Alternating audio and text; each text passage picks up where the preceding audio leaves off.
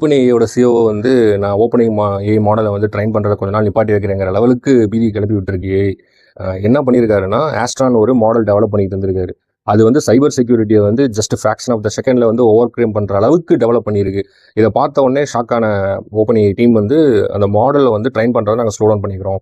ஒரு 2 வாரத்துக்கு வந்து ஸ்லோ டவுன் பண்ணிட்டு செக்யூரிட்டி மானிட்டரிங்கில் வைக்க போகிறோம்னு சொல்லியிருக்காங்க. செக்யூரிட்டி மானிட்டரிங்னா என்னன்னா, ஒரு என்வரான்மெண்ட்குள்ளே அதை விட்டு அது கரெக்டாக அதுக்குள்ளேயே ஒர்க் ஆகுதா அப்படிங்கிறத டெஸ்ட் பண்ணுறது. இந்த மாதிரி டெஸ்ட் பண்ணும்போது தான் ப்ரீவியஸ் மாடல் வந்து ஹக்கிங் ஃபேஸோட டேட்டாவை போய் திருடிட்டு வந்துச்சு.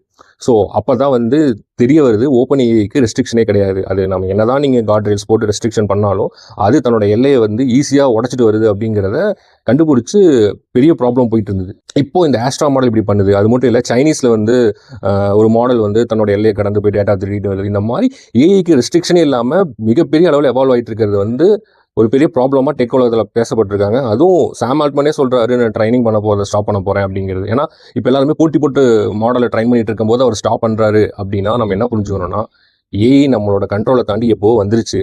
இப்போ அதை கண்ட்ரோல் பண்ணக்கூடிய சிஸ்டமை நம்ம தேடிட்டு இருக்கோங்கிறத நம்ம புரிஞ்சுக்கணும்.